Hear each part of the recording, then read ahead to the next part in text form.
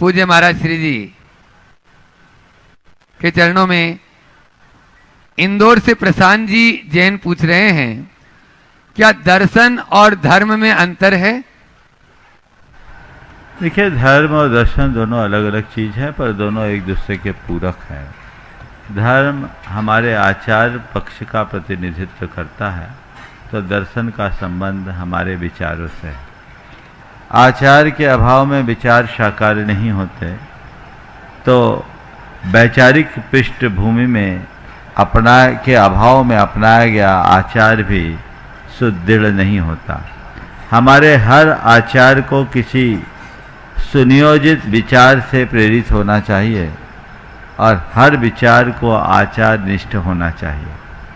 आचार हमारा पैर है तो विचार हमारी रीढ़। पैर के अभाव में हम चल नहीं पाएंगे तो रीढ़ के अभाव में खड़े भी नहीं रह पाएंगे। तो दर्शन हमारे आचरण को दिशा देता है और आचरण हमारे विचारों को साकार करता है।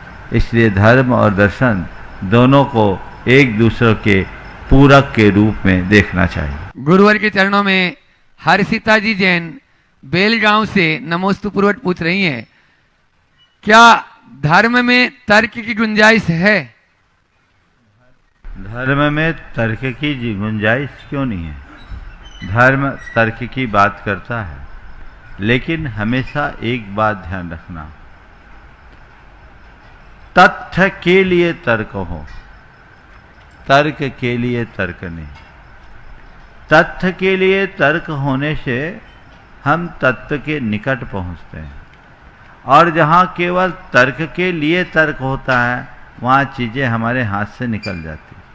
इसलिए तर्क का वही प्रयोग करें जिससे वह हमारे प्रयोजन की सिद्धि में कारण बने, उतना न करे जो हमारे मूलभूत प्रयोजन को ही हमसे दूर कर दे। नोएडा से नेहा जैन पूछ रही हैं, क्या आत्मा और परमात्मा एक ही है? ओम, फिर से बोलो। नेहा जी जैन नोएडा से पूछ रही हैं, क्या आत्मा और परमात्मा एक ही है? आत्मा और परमात्मा एक ही है। आत्मा से भिन्न कोई परमात्मा नहीं है। आत्मा और परमात्मा में कोई मौलिक अंतर नहीं है। जैन दर्शन तो कहता अप्पा सो परमप्पा, प्रत्येक आत्मा अपने आप में परमात्मा है। अंतर क्या है? हमारा जो बिगड़ा हुआ रूप है वह आत्मा है और निखरा हुआ स्वरूप है वह परमात्मा है। अगर हम सामान्य शब्दों में कहें तो ये कह सकते हैं, आत्मा और परमात्मा में उतना ही अंतर है जितना धान और चावल में। आत्मा धान है और परमात्मा चावल है। धान में आवरण है, इसलिए वो जन्म बार बार अंकुरित होता है। चावल निरावरण है, जिसमें पुनः अंकुरण नहीं होता। तो आत्मा हमारा है, हमारी अवस्था है, और परमात्मा जन्म मरण से परे चेतना की विशुद्ध अवस्था। पूजा अग्रवाल कोलकाता से पूछ रही हैं, गुरुदेव क्या भावना योग के अभ्यास से पूर्व किसी विशेष मंत्र, पूजा या विधि की आवश्यकता है या इसे कभी भी शुरू किया जा सकता है? देखिए, भावना योग की सबसे बड़ी विशेषता है, इसमें न कोई पूजा है, न कोई मंत्र है, न इसका किसी जाति से संबंध है, न पंथ से संबंध है, न किसी संप्रदाय से संबंध। एक ऐसी साधना, एक ऐसा अभ्यास है जो हर प्राणी अपना सकता है और अपने जीवन को परिवर्तित कर सकता है। आपको किसी भी मंत्रोच्चार की जरूरत नहीं। हाँ, अगर ओंकार का नाद करना चाहे तो आप कर सकते हैं।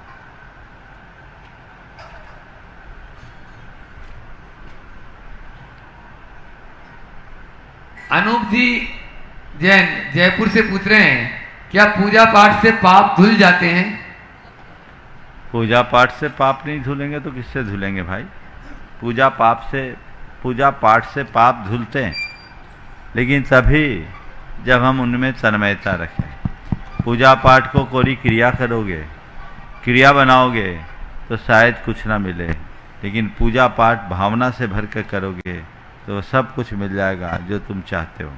हमारे शास्त्र कहते हैं, भगवान आपकी पूजा स्तुति तो बहुत दूर की बात है, आपका नाम भी हमारे पापों को नष्ट कर देता है।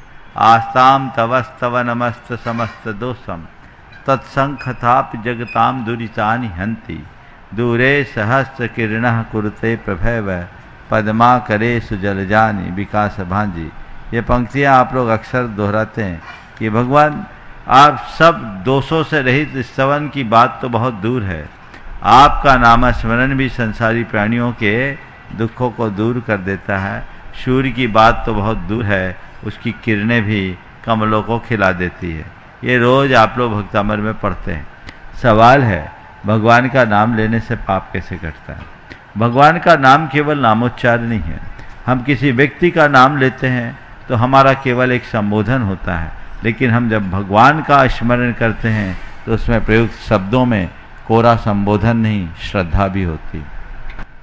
संबोधन संबोधन है, लेकिन वही संबोधन जब श्रद्धा से पूरित हो जाती है, हमारी चेतना को चमत्कृत कर देती है, तो वह श्रद्धा है जो हमारे कर्मों को काटती है।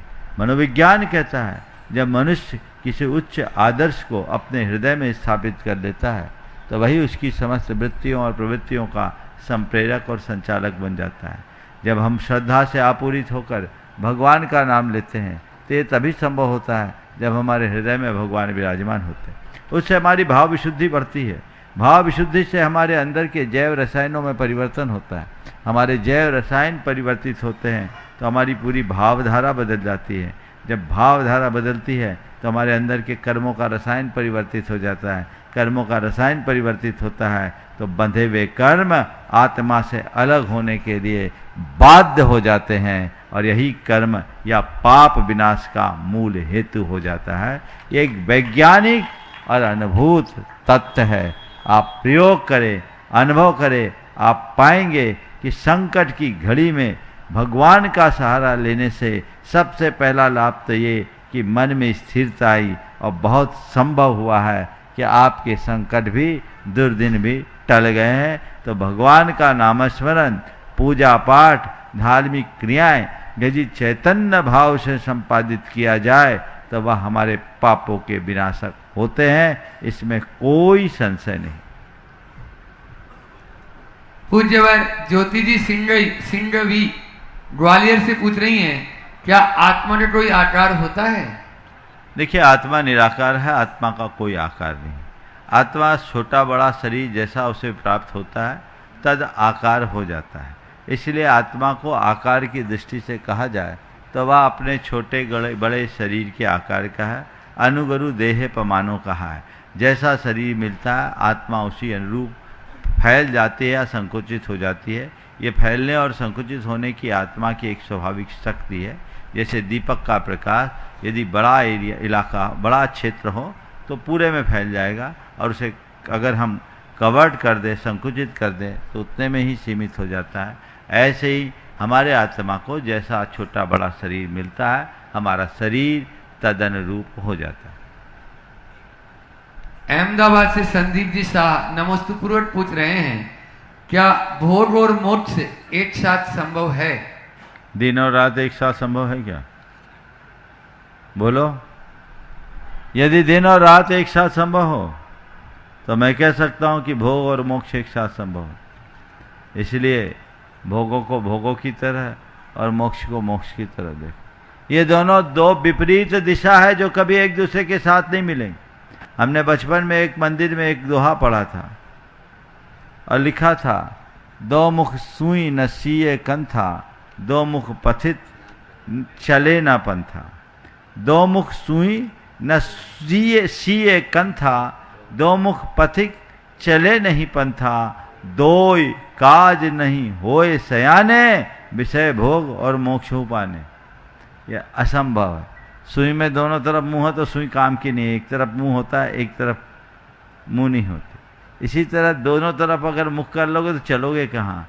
तो दो मुख सुई नस्रिय कंथा, दो मुख पथिक चले नहीं पंथा। दोई काज न होए सयाने, विषय भोग और मोक्ष पाने। आगे दीपक जी मेहता अहमदाबाद से पूछ रहे हैं, यदि हमारे घर के सदस्य भावना योग की साधना का उपहास करें तो क्या हमें चुप रहकर सहना चाहिए या उन्हें भी प्रेरित करना चाहिए? अगर कोई भावना योग का उपवास करे तो हमें ऐसा भावना योग करना चाहिए कि उनके अंदर भावना योग के अभ्यास की श्रद्धा जग जाए। वो उपवास कर रहे हैं, आप ऐसा प्रयास करें कि वो उनके लिए इतिहास बन जाए, उन्हें भावना योग के महत्व का आभास हो जाए। दरअसल वो उपवास वो नहीं कर रहे हैं, उपवास करा रहा उनका अपना अज्ञान। हो सकता है उनको लगेगा कि ऐसा करने से क्या होगा। आप उन्हें समझाने की कोशिश कीजिए, लॉजिकली आप उन्हें बताइए। अब बहुत जल्दी आप लोगों के हाथ में पुस्तकें आने वाली है। हमने भावना योग पर, उसकी वैज्ञानिकता पर बहुत अच्छी पुस्तकें तैयार की है। कल तक आपके पास उसके लिए पुस्तकें प्राप्त हो जाएगी, वो आप सबको उपलब्ध होगी और आप उसके द्वारा भावना योग के संपूर्ण सिद्धांत को, उसके व्यवहारिक प्रयोग को किस तरीके से अपना सके, आगे बढ़ा सके, ये आप सबके लिए लाभकारी होगी। आप सबके लिए भावना योग के लिए चतुप्रसादी के रूप में 4 पुस्तकें एक साथ उपलब्ध होने जा रही है। ये चारों पुस्तकें के बारे में मैं कल आप सबको बताऊंगा। जब चारों पुस्तकें एक बार छपकर मेरे पास आ जाए, 3 तो तैयार हो गई, 4थी प्रोसेस में है, ऐसी सूचना है कि आज रात्रि तक हो जाएगी। तो ये चारों कृतियाँ आप लोग पढ़े, प्रत्येक व्यक्ति को पढ़ना चाहिए। उसको पढ़ने के बाद शायद ही है कि कोई व्यक्ति वैज्ञानिक भावना योग की वैज्ञानिकता, प्रामाणिकता या उसके व्यवहारिकता को अस्वीकार करे, बल्कि मैं कहूँगा उन पुस्तकों को पढ़ने के बाद भावना योग के इस दिव्य सिद्धांत के प्रति हर किसी का न केवल श्रद्धान होगा, अपितु वह उसे अपनाने के लिए, उसका अभ्यास करने के लिए उत्प्रेरित भी होगा। कविता जी उज्जैन से पूछ रही हैं, स्त्रियों के लिए मोक्ष की संकल्पना कैसी है? स्त्रियों के लिए मोक्ष की संकल्पना वही है जो पुरुषों के लिए है। मोक्ष तो सबका ध्येय है, मोक्ष तो सबका इष्ट है, इसलिए मोक्ष का भाव तो सबके मन में होना ही चाहिए। आप ये कह सकते हो महाराज स्त्रियों को मोक्ष नहीं मिलता तो फिर स्त्रियां मोक्ष की संकल्पना कैसे करें? तो मैं आपसे कहता हूं, क्या पुरुषों को मोक्ष मिल जाता है? मोक्ष न स्त्री को मिलता है न पुरुष को मिलता है। मोक्ष न स्त्री को मिलता है न पुरुष को मिलता है। मोक्ष तो उसको मिलता है जो वितरागी होता है। अगर पुरुषों को मोक्ष मिलता होता तो सारे पुरुष मोक्ष हो गए होते। अगर स्त्री होना मोक्ष में बाधा होती तो पुरुषों को तो फिर संसार में रहना ही नहीं चाहिए। यह असंभव है। न स्त्री मुक्त होती न पुरुष मोक्ष होते हैं। स्त्री पुरुष पने से ऊपर उठने वाला, आत्मा में डूबने वाला निर्गंत वीतरागी ही मोक्ष जाता है। इसलिए मोक्ष का मार्ग सबके पास है। आपकी अपनी भूमिका के अनुरूप मोक्ष का आराधन आप सब करिए।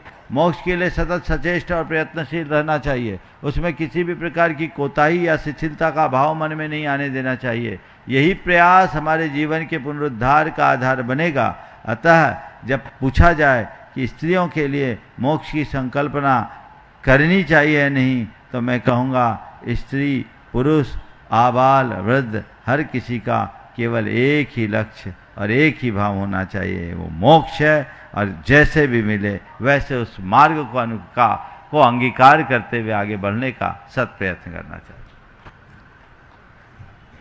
फरीदाबाद से रुचि जी जैन पूछ रही हैं, साधना का प्रारंभ कहाँ से और कैसे करें? साधना का प्रारंभ अपने आत्मज्ञान से करें। सबसे पहली बात है वह भेद विज्ञान है।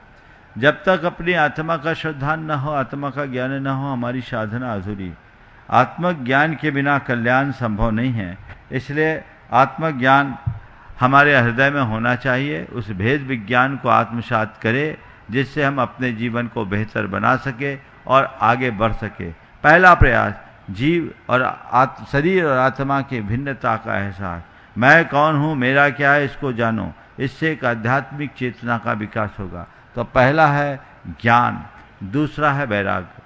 आत्मज्ञान के बाद विषयों और पापों से विरक्ति का भाव, उनके प्रति अरुचि, वह जो बातें हमारे दिल में उतरी है उन्हें दिल से उतारने का अभ्यास, ये वैराग्य है। ये वैराग्य अगर हृदय में घट जाए तो हमारी साधना अपने आप निखरने लगती है।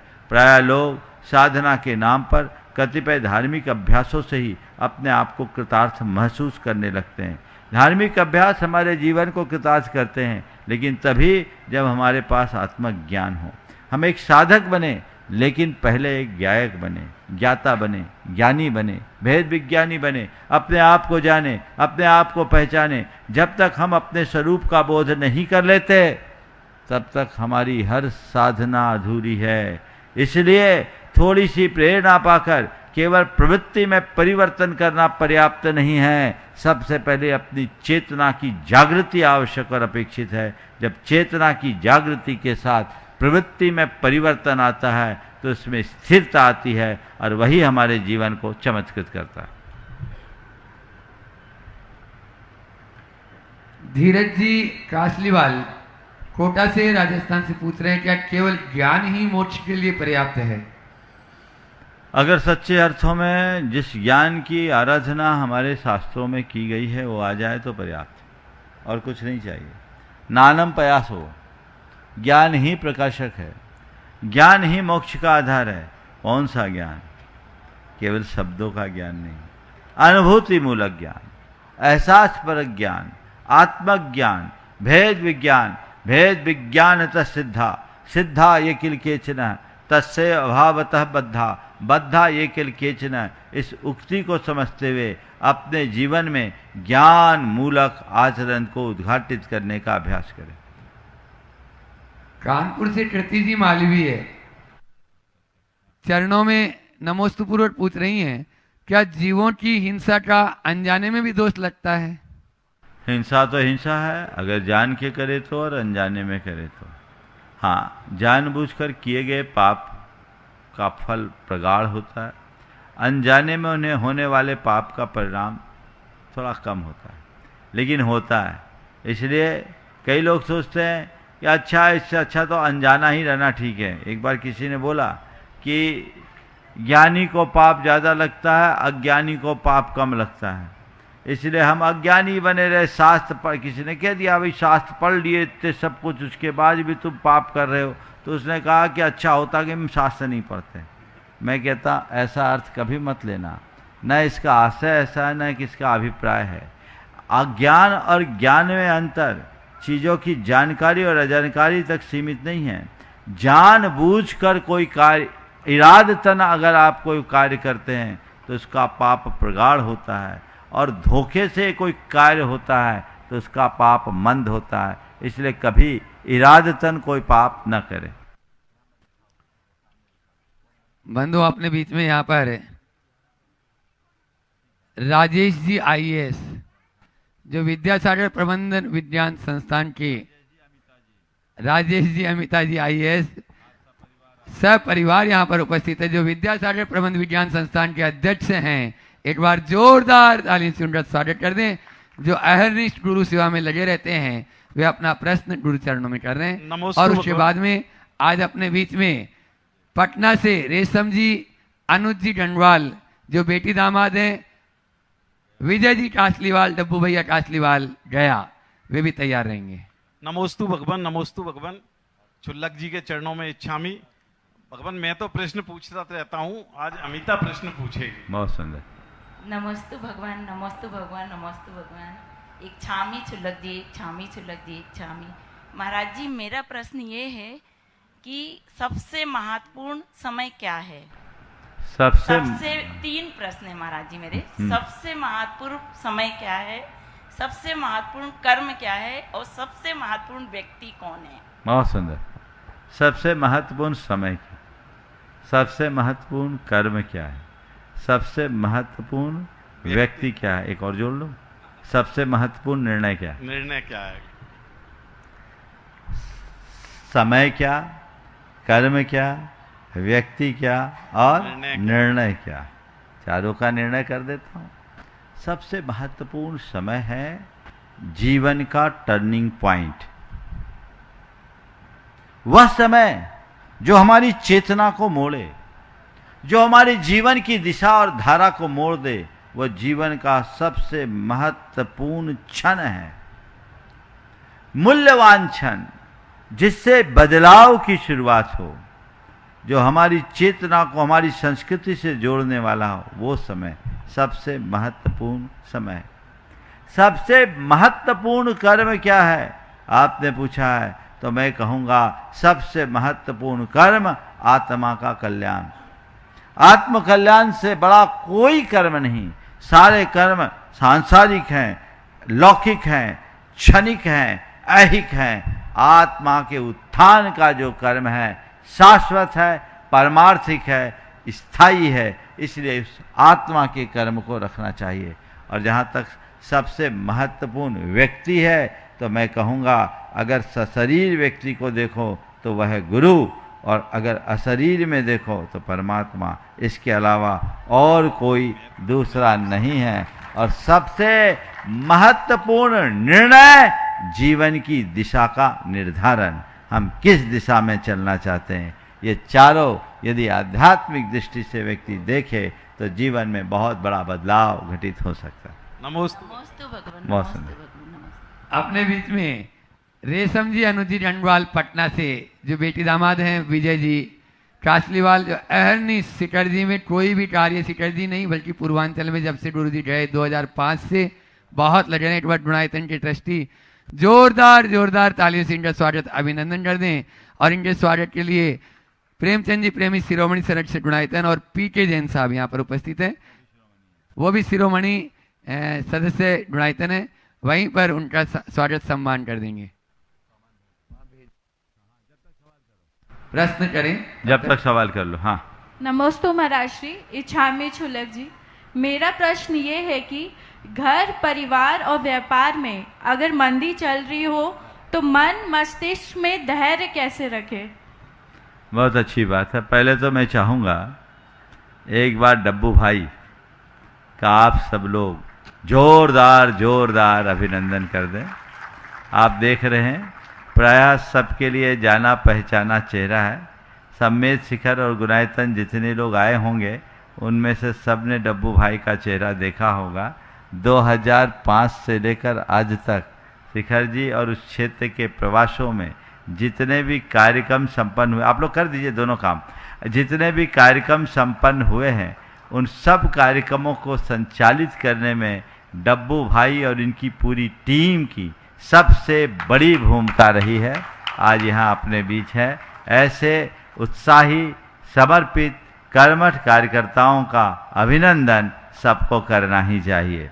आपने जो पूछा है कि व्यवसाय में, पारिवारिक जीवन में और व्यापार में, पारिवारिक जीवन में और घर पे, घर, व्यापार और परिवार में मंदी। अभी तक तो व्यापार में मंदी सुना था, घर में मंदी, परिवार में मंदी, इसका मतलब दिमाग में ही मंदी है। तो आपने पूछा है ऐसी मंदी की दशा में क्या करें, तो मैं आपको एक सूत्र देना चाहूँगा जो मंदी में भी मस्ती भर दे। चाहते हो? मंदी में भी मस्ती कैसे? 4 सूत्र देना चाहूँगा जो मंदी में मस्ती का आनंद भर सके। सबसे पहली बात, अगर व्यापार में मंदी हो, मैं समझ रहा हूँ घर में अशांति आपस में संबंधों को लेकर, और परिवार में भी यदि सामंजस्य की कमी हो तो शायद उसी को मंदी के संदर्भ में ले रहे हों। तो मैं आप सबसे कहता हूँ सबसे पहला काम, कर्म सिद्धांत पर विश्वास। कर्म सिद्धांत पर विश्वास। कर्म उदय है यह मानकर उसे नज़रअंदाज करो। चीज़ें चलती है, बढ़ती उतरती रहती है, चीज़ें ठीक है। आज कर्म का उदय है, कल भी ऐसा हो कोई ज़रूरी नहीं, हमें इसे समता से स्वीकार करना है। दूसरी बात, सकारात्मक सोच। चाहे जैसी स्थिति हो हम सकारात्मकता से देखें, नकारात्मकता से अपने आप को बचा के रखें। यदि सोच में सकारात्मकता होती है तो हमारे जीवन में चाहे कुछ भी क्यों ना हो, व्यक्ति में कोई परिवर्तन नहीं होता। एक व्यक्ति जो बहुत परेशान था, माने परेशान नहीं, उसके व्यापार में बहुत मंदी थी, बच्चे बहुत परेशान थे, लेकिन उसको रंच मात्र फर्क नहीं था, वो बहुत निश्चिंत था। एक बार लोगों ने बोला कि महाराज इनके बच्चे बहुत परेशान हैं लेकिन ये निश्चिंत है। उन्होंने कहा महाराज मैं बच्चों को समझाता हूँ, बेटे मंदी है चलेगा, नुकसान तो नहीं है। और मंदी केवल हमारी नहीं सबकी है। बाजार ही ऐसा, बाजार चढ़ता उतरता रहता है, हमेशा एक रूपता नहीं होती। हम सोच को ठीक रखें। ऐसी मंदी में बहुतों का तो धंधा ही मंदा खत्म हो गया, कम से कम हम बचे तो रहे। लॉस हुआ है पर कर्जदार तो नहीं बने, कर्ज भी चढ़ा है तो इतना गहरा तो नहीं कि हम चुका ना पाए। गड्ढा हुआ है, भरने लायक है, हम भर लेंगे, ये बात रखें। ये विश्वास अपने मन में होनी चाहिए। तीसरी बात, आशावादी बनना चाहिए। आशावादी ये सोचकर कि आज बुरा है कल अच्छा होगा। हर दिन बुरा नहीं होता, हर रोज बुरा नहीं होता, दिन रोज बनते हैं, बदलते हैं, सुधरते हैं, संवरते हैं। इसलिए अच्छे दिन की अपेक्षा मन में होनी चाहिए, आशा मन में होनी चाहिए। यह आशावादी दृष्टिकोण हमारे मन की निराशा को शांत करता है। और चौथी बात, आत्मविश्वास के धनी बने। कितना भी कुछ हो हम सब कुछ ठीक कर लेंगे और उस आत्मविश्वास के बल पर जीवन को आगे बढ़ाया जा सके। एक बार जोरदार तालियों से फिर से इनका स्वागत कर दीजिए। और इसके बाद में अपने बीच में फरीदाबाद से सीए रूपल जी जैन, जो अंजू जी गुड़गांव के साथ में हैं, तो मैं चाहूंगा अंजू दीदी भी साथ में रहे। और उसके बाद में तैयार रहेंगे आरती जी जैन दिल्ली, जो कीर्ति जी दिल्ली के साथ में हैं, वो भी साथ में रहेंगे। हाँ, नमोस्तु गुरुदेव। इच्छामी चुलक जी। महाराज जी, आज भगवान की दिव्य ध्वनि में आया था, इच्छाओं को मारो नहीं मोड़ो। तो हमें ऐसा क्या चिंतन करना चाहिए जिससे इच्छाएं मरे नहीं बल्कि मुड़ जाएं? देखिए, इच्छाओं को मारना तो एक प्रकार की हताशा है, इच्छाओं से लड़ना एक प्रकार की कुंठा है, इच्छाओं को मोड़ना हमारा ज्ञान है। तत्व ज्ञान के बल पर, समझ के बल पर, सेल्फ मोटिवेशन के बल पर हम अपनी इच्छाओं को मोड़ने में समर्थ हो सकते हैं। वो हमारा अभ्यास हो सकता है। यदि वो दिशा और दृष्टि हमारे मन में जग जाए तो चीज़ें बदल सकती है। उसके लिए हमें सतत अभ्यास की ज़रूरत है। भावना योग इसके लिए एक सबल आधार बन सकता है। नमोस्तु गुरु। हाँ, आरती जी जैन दिल्ली, ओम। और उसके बाद में तैयार रहेंगे अंजू दीदी गुड़गांव के परिवारजन यहाँ पर उपस्थित है, राजेंद्र जी जैन। पूरा परिवार एक साथ आ जाए। जो यहाँ के मूल नायक, जो पारसनाथ भगवान की जो पंचकाला प्रतिष्ठा महोत्सव हुआ, उसके मूर्ति पुण्यार्जक भी एक बार जोरदार तालियों से उनका स्वागत कर दें। नमोस्तु भगवन, नमोस्तु भगवन। समस्त मुनि संघ को मेरा नमोस्तु वंदामि इच्छामि। हे गुरुवर, अगर हम सम्यक की राह पर चल रहे हैं तो हमें कैसे पता चले कि हम सम्यक की राह पर चल रहे हैं? तो हमें कैसे पता चले कि हम सही राह पर ही चल रहे हैं? उसके क्या पैरामीटर्स हैं? देखिए, सम्यक दर्शन तो अंदर की परिणति है और इतनी सूक्ष्म परिणति है कि हम अवधारणा पूर्वक ये कह नहीं सकते कि हमारे भीतर में सम्यक दर्शन हो ही गया। लेकिन हमें कुछ बातों का हमेशा ध्यान रखना चाहिए। पहली बात कि हमारे द्वारा कोई मिथ्यात्व का पोषण तो नहीं हो रहा है। दूसरी बात, सम्यक विरोधी कर्मों में तो हम नहीं लगे, ऐसे कोई कार्य और क्रियाओं में तो हम संलिप्त नहीं हो रहे जो हमारे जीवन को विकृत करता, जो हमारे सम्यक को कलंकित करता। सम्यक को विनष्ट करने वाले कारकों से बचना और सम्यक पोषक आलम्बनों का आश्रय लेना हर सम्यक पथ के राही की जिम्मेदारी है, जिस पर हमें ध्यान देना चाहिए। नमोस्तु भगवन। राजेंद्र जी जैन अपने पूरे परिवार के साथ में एक प्रश्न कर लें। और doctor Rahul ji Jain, neuro surgeon Bhopal, वे तैयार रहेंगे। गुरुदेव के चरणों में कोटि से नमस्तो एवं क्षुल्लक जी के चरणों में इच्छामी। गुरुदेव, आज प्रथम बार इतने नजदीक से आपके दर्शन का सौभाग्य मिला, मन प्रफुल्लित हुआ। आज ये जो सौभाग्य मिला, ये अंजू जो गुड़गांव से हमारी भांजी, इसकी वजह से आज हमारे को सानिध्य मिला। तो मेरी जिज्ञासा यह है गुरुदेव कि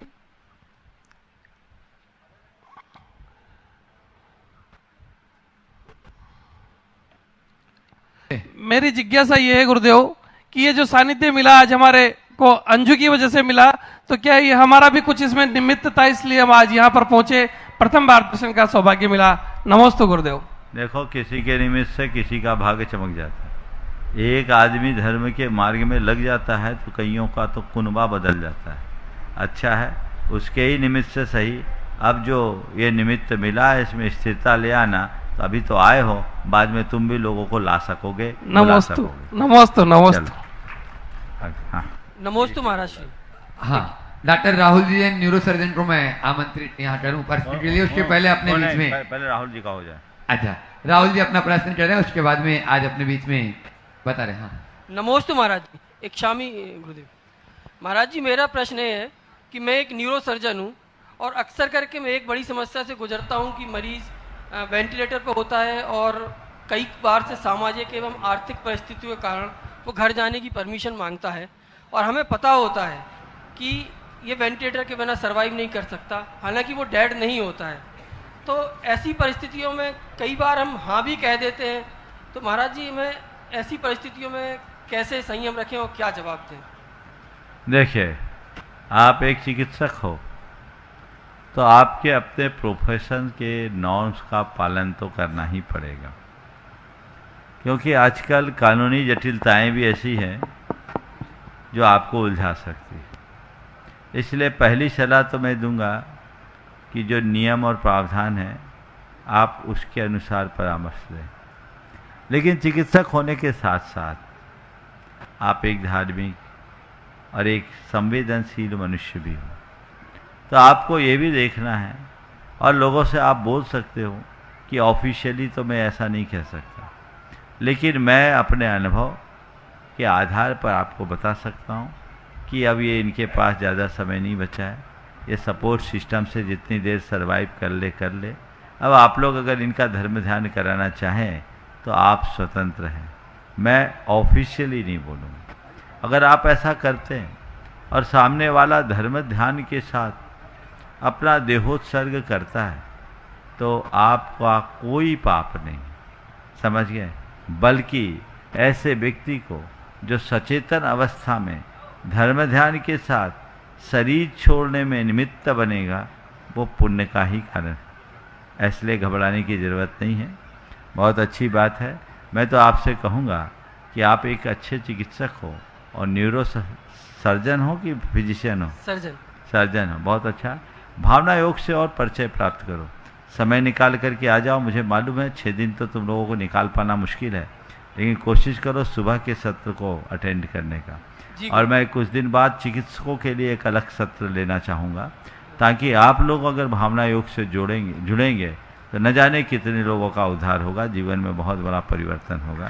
डॉक्टर सचिन जैन जो न्यूरो फिजिशियन हैं, वो भावना योग से बहुत अच्छे से जुड़े हैं और वो कई बार मेरे पास आकर के मिल चुके हैं। आप सब लोग इस तरह से जुड़िए। ये एक ऐसी चिकित्सा है जो मेडिकल के साथ साथ एक सपोर्टिंग चिकित्सा के रूप में जुड़ सकती है और जीवन में बड़ा बदलाव घटित कर सकती है। ऐसा प्रयास करना चाहिए। नमोस्तु। बंधुओं, अपने बीच में मध्य प्रदेश भारतीय जनता पार्टी के उपाध्यक्ष गिरीश शर्मा जी यहाँ पर उपस्थित हैं। एक बार जोरदार तालियों से उनका स्वागत अभिनंदन कर दें। और साथ में ही हैं आशीष जी तिवारी, जो ब्राह्मण समाज के जिलाध्यक्ष और हरिप्रिया गौशाला के अध्यक्ष। उनका भी आप लोग जोरदार तालियों से स्वागत अभिनंदन कर दें। ये वो शख्स हैं जो समाज के हमेशा काम आते रहते हैं। मैं चाहूँगा इनके स्वागत के लिए राजेश जी सूत वाला परिवार, राजेश जी और साथ में नरेंद्र जी टोंगिया और सुबोध जी नगर निगम, वे आ जाएं और हमारे अतिथियों का स्वागत अभिनंदन करें। आप लोग तालियों में कंजूसी करें, जोरदार ताली बजा दें। और ये दोनों ही महानुभाव अपनी शंका पूज्य गुरुवर के चरणों में व्यक्त करेंगे और अपने विचारों से आपको अवगत कराएंगे।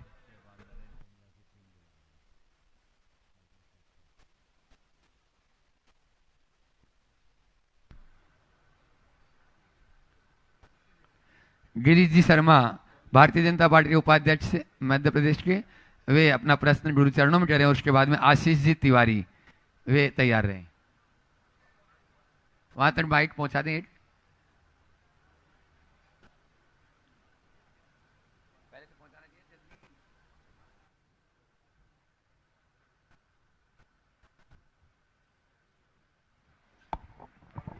ओम।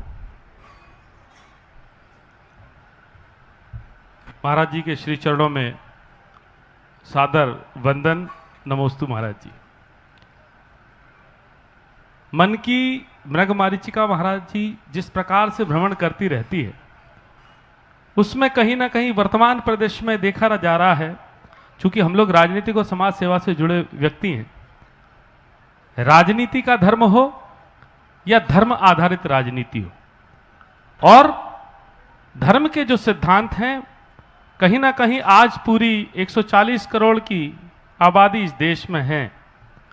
निश्चित तौर पर मैं मन में शंका यह है कि धर्म की वास्तविक परिभाषा क्या है। विभिन्न पंथों में बटे हुए इस देश में कहीं ना कहीं एक वास्तविक धर्म की आवश्यकता है। देखो, आपने बहुत अच्छी बात की। राजनीति का धर्म और धर्म आधारित राजनीति, इसके भेद को हम कैसे समझें। और आपने मुझसे पूछा है कि धर्म का सर्वव्यापी स्वरूप क्या होगा। मैं तो एक ही पंक्ति में उत्तर दूंगा, धर्म क्या है? जहाँ अधर्म नहीं है। बहुत अधर्म ना होना ही धर्म है। धर्म क्या है, इस अवधारणा में फिर भी भूल हो सकती है। अधर्म क्या है, इसको सब जानते हैं। अपने आप को पाप, पाखंड, आडंबर और अनाचार से बचाना ही सबसे बड़ा धर्म। हम उससे अपने आप को बचाएं, अपनी चेतना को विकसित करें, परिष्कृत करें, जो हमारे जीवन में दिव्यता और धन्यता को उद्घाटित कर सके। ये सत्प्रयास यदि हम करते हैं तो हमारा जीवन धन्य हो जाता है। हम अपने जीवन को आगे बढ़ाने की कोशिश करें। बंधुओं, मैं आप सबसे ये कहता हूँ, व्यक्ति उपासना अपने अपने तरीके से करे, वो हर व्यक्ति की निजी श्रद्धा का विषय। हर व्यक्ति अपने अपने तरीके से धर्म करे, पर एक बात सब अंदर से अपने हृदय में धार ले, कि हम सब के भीतर एक तत्व है, वह है परमात्मा। हम उस आत्म साम्य की भूमिका को समझे, अप्पा सो परमप्पा को चरितार्थ करें। जब तक हम इस तात्विक बात को आत्मसात नहीं करते, तब तक इस तरह का वर्ग भेद, संघर्ष, कट्टरता, सांप्रदायिक उन्माद या मजहबी दंगे चलते रहेंगे। मूल तत्व को पहचानने की जरूरत है। हम पर धर्म सहिष्णु बने, असहिष्णु नहीं। आज ये राजनीति है, वो घोर असहिष्णुता की अभिव्यक्ति है। हमारे शास्त्रकारों ने लिखा है, धर्मो यह बाधते धर्म, धर्म यह बाधते धर्म, न धर्म स कुधर्म तत्। धर्म यह बाधते धर्म, न धर्म स कुधर्म तत्। धर्मा विरोधी यो धर्म, सधर्म सत्य विक्रम। जो धर्म दूसरे धर्म को बाधित करे, वह धर्म नहीं, कुधर्म है। सच्चा धर्म वही है जो सब धर्मों का विरोधी हो। हाँ, इसमें एक बात ध्यान रखना, इसका अर्थ ये मत लेना सब धर्म एक है। मैं इसकी बात की कभी वकालत नहीं करता। सब धर्म एक नहीं होंगे, सबकी श्रद्धा अलग है, सबकी मान्यता अलग है, सबका विश्वास अलग है, सबकी अवधारणा अलग है, सबके सिद्धांत अलग है, सबके दार्शनिक विचार अलग है। धर्म एक नहीं है, धर्म अनेक हैं, धर्म का उद्देश्य एक है। बहुत धर्म एक नहीं है, धर्मी एक है। हम सब धर्मी को एक माने। धर्म एक होने के नाम पर तो आज हमारे समाज और संस्कृति पर बड़ा कुठाराघात हो रहा है। कतिपय लोग योजनाबद्ध तरीके से हमारे समाज को गुमराह कर रहे हैं। हमें अपनी पीढ़ियों को यह समझाना चाहिए कि धर्म, अपने धर्म को तो अपने हिसाब से चलो और श्री कृष्ण की बात को याद करो। सर्वधर्म परित्यज्य मामेकम शरणम व्रज। उस सत्य को अपने अंदर उद्घाटित करो। जो तुम्हारी श्रद्धा है, जो तुम्हारी मान्यता है, जो तुम्हारा विश्वास है, जो तुम्हारी अवधारणा है, उसे अच्छे से अपनाओ, लेकर चलो। हाँ, लेकिन धार्मिक कट्टरता मन में मत लाओ। धर्म सहिष्णु बनो। सब धर्मी को एक मानो। मान लो कि ये विश्वास और भावना ऊपर से अलग दिख रही है, अंदर का तत्व तो सबका एक है। सबके अंदर तो वही परमात्मा है, वही तत्व है, उसे हम जाने। ये सीख हमें लोगों को देना है। धर्म अनेक है, धर्मी एक है, ये सिद्धांत हमें सब तरफ प्रचारित और प्रसारित करने की जरूरत है। जब हम ऐसा दृष्टिकोण लोगों में फैलाएंगे तभी भारत की अनेकता में एकता की संस्कृति को हम और अधिक निखार पाएंगे। बहुत बहुत बहुत बहुत। मेरा एक निवेदन और है महाराज। हाँ हाँ, हम सब यहाँ लगभग भेल क्षेत्र के सभी यहाँ निवास करने वाले लोग यहाँ हैं, तो सभी का ये मंतव्य भी है और सभी का आपसे ये निवेदन करबद्ध भी है कि चतुर्थ मास चौमासा जो होता है वो आप इस हमारे इस भेल की इस पवित्र भूमि पर ही करें। ये हम सब का आपसे करबद्ध आग्रह है और हम अपेक्षा करते हैं कि आप हम सब की आशाओं को पूरा करेंगे। देखिए भावना तो अच्छी है, पर मैं आप सबसे कहूँगा कि भेल क्षेत्र में चातुर्मास करने की बात तो आप कर रहे हैं, करिए, पर मैं आपको एक जिम्मेदारी के देना चाहता हूँ, पहले भेल को भेला तो कर लो। पूरे भेल क्षेत्र के केवल जैनियों तक हमें सीमित मत रखो। नहीं वो वही हमारा कहना है सबको इकट्ठे करो। बिल्कुल बिल्कुल, हम करेंगे। चातुर्मास में तो देर है, क्यों न एक ऐसा कार्यक्रम बनाओ जो सर्वधर्म के मंच का हो, और एक व्यापक बनाओ योजना। आ जाओ, चातुर्मास में तो अभी विलंब है, आपका पुण्य होगा तो वो भी हो जाएगा, पर मुझे ही पता नहीं मेरा चातुर्मास कहाँ होगा। जब होगा सो होगा, लेकिन एक संभावना है, कल ऑफिशियली 1-2 दिन में मैं डिक्लेयर कर दूंगा, आगामी 21 जून को अंतर्राष्ट्रीय योग दिवस है। सब लोगों की भावना है, क्यों हो गई व्यवस्था, आज कल में हो जाएगी।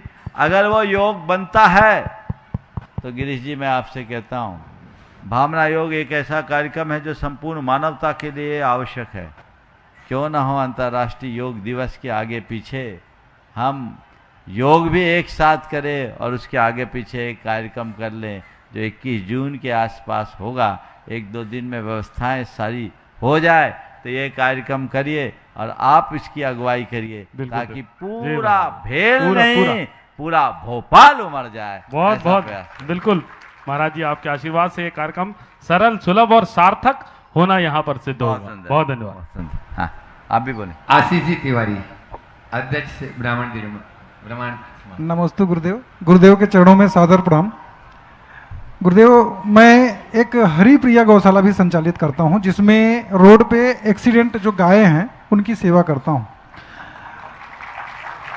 और उस बीच में क्या है, कई अलग संप्रदाय, जैसे उनको गौ माताओं को गौवंश बचाने के लिए कई अलग संप्रदाय से मेरा विवाद भी हुआ है। कई जगह बहुत अलग अलग तरह से कष्ट भी आए हैं, जो कि मेरे मन को क्वेश्चन मार्क आ जाता है कि क्या मैं यह सही कर रहा हूँ या कहीं गलत कर रहा हूँ या किसी गलत पथ पे नहीं हूँ। किसी भी प्रकार का शासन प्रशासन से सहयोग न होने के कारण तब भी भाई, बड़े भैया, गिरीश भैया और 8-10 लोगों का हमारा एक टीम है जिसके साथ हम पूरी वो संचालित कर रहे हैं गौशाला, और वह निरंतर चल रही है विगत 5 वर्षों से।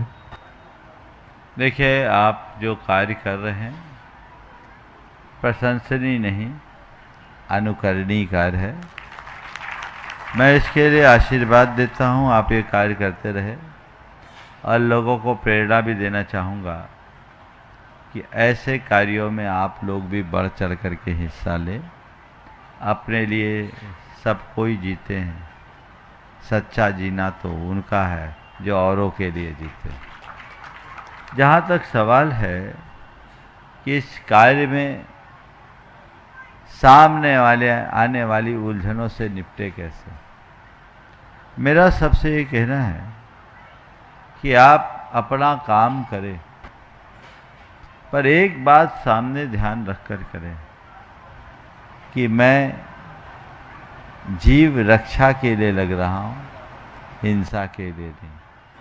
मेरा ध्येय बचाने का है, मुझे बचाना है, गोवंश को बचाना है, और एक हमें किसी से उलझना नहीं है, कानून हाथ में नहीं लेना, अहिंसा के लिए मुझे हिंसा न करनी पड़े, ये प्रयास, और साथ में एक सावधानी कि मैं किसी की हिंसा का शिकार भी न बनूं। दोनों तरफ ध्यान रखना, ये जरूरी है महाराज जी। दोनों तरफ से ध्यान रखना, कानून की मर्यादा का पालन करना चाहिए।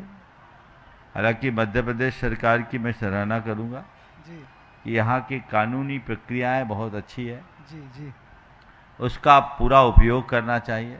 जी शासन प्रशासन को भी ऐसे लोगों के लिए सहयोग देना चाहिए। जी कुछ प्रकरण ऐसे आए हैं जिनसे गौ सेवकों को बदनाम किया गया, जी जी हो सकता है वे बदनाम कराने के लिए बनाए गए प्रकरण होंगे, जी जी जी उससे भी कई बार शासन प्रशासन का असहयोग मिलता है। लेकिन हम रचनात्मक दिशा में काम करें, रचनात्मक तरीके से काम करें, ताकि इस प्रकार की दुविधाओं से बचा जा सके। एक बार जोरदार धन्यवाद तालियों से गुरुदेव। इन सभी का स्वागत कर दे। और मैं चाहूंगा कल नहीं परसों से जिस शिविर की यहाँ पर शुरुआत हो रही है, और ये जो पंच कल्याण प्रतिष्ठा महामहोत्सव अपनी सानंदता की ओर है, कल मोक्ष कल्याण, ज्ञान कल्याण हो गया, कल मोक्ष कल्याण के, इनमें नरेंद्र जी टोंडिया और उनकी पूरी टीम यहाँ पर उपस्थित हो गई है। एक बार जोरदार ताली बजा दीजिए। और भी चेहरे हैं अभी आएंगे, वो भी आएंगे, महावीर जी सिंह, और ये रात दिन लगे रहते हैं तभी ये काम हो पाते हैं। प्रेमचंद जी प्रेमी भी बैठे हुए हैं जो अनेकों गौशालाओं के राष्ट्रीय, तो ये वो अपनी बात करें नरेंद्र जी टोंडिया। उससे पूर्व आज बंधुओं श्री विद्या प्रमाण गुरुकुलम से शिक्षा मित्र के रूप में जुड़े हैं वर्षा दीदी, राजुल दीदी के जो परिवारजन हैं, श्री ऋषभ जी, समीक्षा जी, ऋषिका जी जैन, अहमदाबाद। एक बार जोरदार तालियों से उनका स्वागत करें। यदि यहाँ उपस्थित है तो मंच पे आ जाएं। अच्छा, राजुल दीदी और वर्षा दीदी है, एक बार जोरदार ताली बजा दीजिए। व्रती भी हैं और दीदी यहाँ पर हैं, तो इनका सम्मान यहाँ प्रमाण श्री विद्या प्रमाण गुरुकुलम की ओर से श्रीमती सुलेखा जी सूतवाला परिवार से आ जाएं, और वे स्मृति चिन्ह प्रतीक चिन्ह भी दे देंगे महावीर जी। हाँ, उपलब्ध। एक बार जोरदार ताली बजा दीजिए। नरेंद्र जी टोंडिया अपनी बात करें, और उसके बाद में यदि टाइम रहा तो ब्रह्मचारिणी साधना दीदी। महाराज जी नमस्तु नमस्तु नमस्तु नमस्तु। महाराज श्री यादगार पंच के आनंद, एक बार जोरदार तालियां। इतना अच्छा, इतना बढ़िया पंच का लाना, और कोई भी अभी तक कोई भी विंदन नहीं, ऐसा पंच कल्याणक तो मध्य प्रदेश की धरती में पहली बार हुआ है। महाराज जरा सा भी कहीं पे भी कोई गुस्सा नहीं, इतनी अच्छी यहाँ की समाज, अवधपुरी और समन्वय नगर की समाज। महाराज जी 12-15 पंच कल्याणक में महाराज जी मैं भी गया हूं, लेकिन मंच के ऊपर आ जाना, अंदर घुसना, इधर होना, ये होना, इतनी सिस्टमेटिक समाज, इस समाज के लिए भी एक बार जोरदार तालियां। महाराज श्री 7 तारीख से 12 जून के लिए जो भावना योग प्रशिक्षण शिविर के लिए आपने हमको आशीर्वाद दिया, महाराज जी बहुत ही एक अच्छे से एक कार्यक्रम संपन्न होने जा रहा है। 132 रजिस्ट्रेशन ऑनलाइन हो चुके हैं। महाराज श्री हम पूर्णतः पूरी कमेटी हमारी उसकी तैयारी में लगी हुई है। हमारे साथ में पंच कल्याणक भी था, लेकिन हमने महाराज जी उसकी तैयारी भी बहुत अच्छे से की है। और महाराज जी सबके लिए आने की व्यवस्था, ठहरने की व्यवस्था, भोजन की व्यवस्था, सोने की भोजन की व्यवस्था, सारी व्यवस्थित व्यवस्था हमने महाराज जी की है। महाराज जी हमारी कमेटी को एक बार पूर्ण अच्छे से आशीर्वाद और दीजिए महाराज जी कि हम इस कार्यक्रम को और सफल करने में। बहुत सुंदर, आप लोगों ने जो काम किया है वो बहुत अच्छे काम किए हैं, पर अभी काम पूरा हुआ नहीं है। पंच कल्याण तो कल पूरा होगा, और पंच कल्याण पूरा तब होगा जब भावना योग शिविर भी हो जाएगा, और भावना योग शिविर भी तब पूरा होगा जब आपका आगे का प्रयोजन पूरा होगा। इसलिए लगे रहिए, भावना भाइये, निश्चित ये लोग बहुत तत्परता और लगन से काम कर रहे हैं। एक बार इनकी सराहना कर दीजिए। बहुत बहुत आशीर्वाद। महाराज जी कुछ घोषणा करेंगे। अपने बीच में सीए रूपली जैन जो फरीदाबाद से है, वो भी शिक्षा मित्र के रूप में जुड़ी है। एक बार जोरदार ताली बजा दीजिए। और मैं चाहूंगा अंजू जी जुड़ जाऊं, वहीं उनको स्मृति चिन्ह देते हुए उनका स्वागत अभिनंदन कर दें। महावीर जी सिंगई वहां से स्मृति चिन्ह भिजवाएं। आप लोग तालियों में अंजू सिंह रहे, जोरदार ताली। और मैं चाहूंगा कि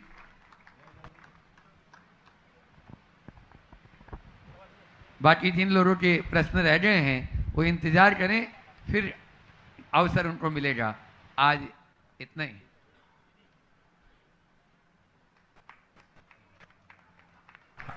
ओम। चलिए। और पूज्य महाराज श्री चरणों में नमोस्तु ओम ओम। इस प्रकार आज के सत्र को परम पूज्य गुरुदेव के चरणों में नमन अर्पित करते हुए यहीं पर विराम। बोलिए परम पूज्य आचार्य गुरुवर श्री विद्यासागर महाराज। परम पूज्य मुनि श्री अभी बैठेंगे, अभी खड़े नहीं होना है, अभी बैठना है आरती के लिए बाद में। बंधुओं, पूज्य महाराज श्री जी के चरणों में नमोस्तु पूर्वक कि जो दोपहर में आज जो जैना के लिए जो शिकांगो में जो बहुत बड़ा एक प्रोग्राम हो रहा है, उसके लिए आशीर्वचन आपके चाहिए थे। तकनीकी खराबी कारण वो रिकॉर्ड नहीं हो पाए थे। आपसे पुनः निवेदन है कि आप हमें ऐसा आशीर्वाद दें सभी जैना वालों को कि उनका वह कार्यक्रम बहुत अच्छे से हो जाए, ऐसी भावना के साथ में। जय बोलो अहिंसा परमो धर्म की परम पूज्य आचार्य गुरुवर श्री विद्यासागर जी महाराज की। परम पूज्य मुनि श्री प्रमाण सागर जी महाराज की